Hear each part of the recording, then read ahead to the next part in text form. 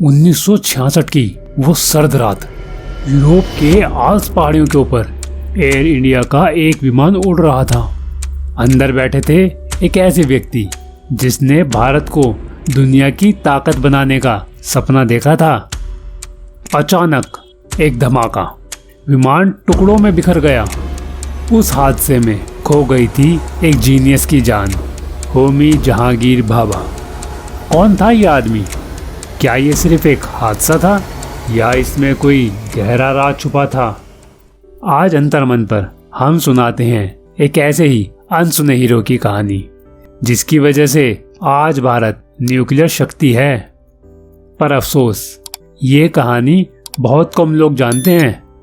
चलिए शुरू करते हैं उसकी जिंदगी की यात्रा से। होमी जहांगीर भाभा, जिन्हें अक्सर लोग होमी भाभा के नाम से जानते हैं, उनका जन्म हुआ 30 अक्टूबर 1909 को बॉम्बे, आज के मुंबई में, एक अमीर पारसी परिवार में। उनके पिता जहांगीर होरमुसजी भाभा मशहूर बैरिस्टर थे और माता मेहरबाई एक समाज सेविका। बचपन से ही होमी में विज्ञान की झलक दिखती थी। वो किताबों में डूबे रहते और उनका सपना था दुनिया के सबसे बड़े रहस्यों को समझना। लेकिन यह कहानी सिर्फ एक अमीर बच्चे की कहानी नहीं है, ये उस लड़के की दास्तान है जो अपने देश के लिए कुछ करना चाहता था। आज हम जानते हैं कि उन्होंने भारत के न्यूक्लियर प्रोग्राम की नींव रखी, लेकिन उस समय वो बस एक आम सपने देखने वाला नौजवान था। उनकी कहानी है डिटर्मिनेशन की, जहां हर भारतीय देख सकता है अपना अक्स कि सपने पूरे करने के लिए कितनी मेहनत लगती है। बचपन में भाभा ने पढ़ाई की Cathedral and John Connon School में, फिर एल्फिंस्टन कॉलेज से आगे की शिक्षा। 1927 में वो पढ़ाई के लिए इंग्लैंड चले गए और कैम्ब्रिज यूनिवर्सिटी में दाखिला लिया। पहले मैकेनिकल साइंसेज में डिग्री ली, लेकिन उनका दिल तो फिजिक्स में था।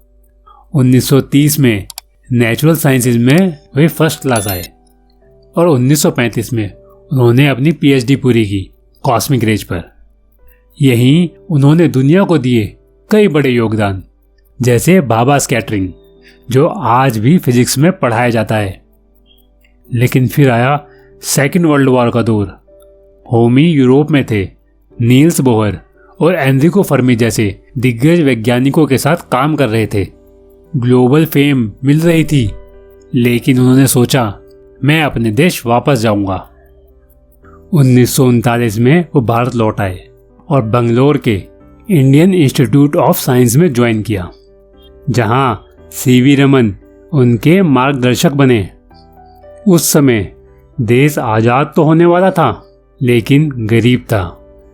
दुनिया न्यूक्लियर एनर्जी से आगे बढ़ रही थी और होमी ने देखा भारत को भी ये ताकत चाहिए। 1944 में उन्होंने JRD टाटा को पत्र लिखा, हमें एक ऐसा संस्थान चाहिए जहां वर्ल्ड क्लास रिसर्च हो। और इस तरह 1945 में बना Tata institute of fundamental research, TIFR। उस वक्त वो अविवाहित थे, कोई निजी जीवन नहीं, सिर्फ देश के लिए समर्पण। दिन रात मेहनत करते, युवा वैज्ञानिकों को ट्रेनिंग देते। 1946 में बनी एटॉमिक एनर्जी रिसर्च कमेटी। उसके 2 साल बाद 1948 में बना एटॉमिक एनर्जी कमीशन। भाभा ने नेहरू जी को मनाया, सर न्यूक्लियर ऊर्जा से भारत की गरीबी खत्म हो सकती है, और नेहरू मान गए। 1954 में उन्होंने नींव रखी Atomic Energy Establishment Trombay, AEET की, जो आज है Bhabha Atomic Research Centre, BARC. 1960 के दशक तक भाभा का काम चरम पर था। उन्होंने साइरस रिएक्टर बनवाया, जो भारत के पहले न्यूक्लियर टेस्ट की तैयारी था। लेकिन 24 जनवरी 1966 एयर इंडिया फ्लाइट 101 जनेवा से दिल्ली लौट रही थी।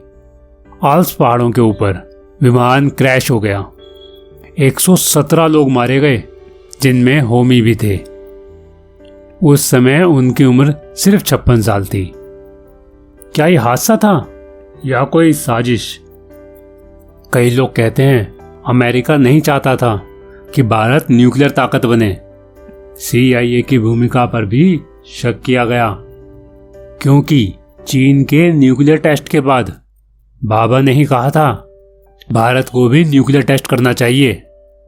उनकी मौत से पूरा देश जैसे हिल गया हो। ये भारत के लिए बहुत बड़ा झटका था।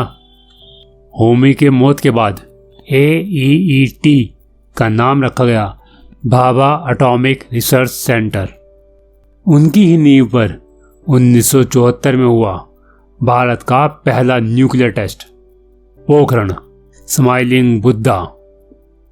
आज भारत के न्यूक्लियर प्लांट्स, मिसाइल्स सब उनकी देन है। वो एक अनसुना हीरो थे जिनकी कहानी हर भारतीय को जाननी चाहिए कि कैसे एक आदमी का सपना पूरे देश की तकदीर बदल सकता है। दोस्तों, अगर ये कहानी आपको छू गई हो तो लाइक और सब्सक्राइब करना मत भूलना। कमेंट में बताइए अगली बार किस अनसुने हीरो की कहानी सुनना चाहते हैं। मिलते हैं अंतर्मन के अगले एपिसोड में। जय हिंद।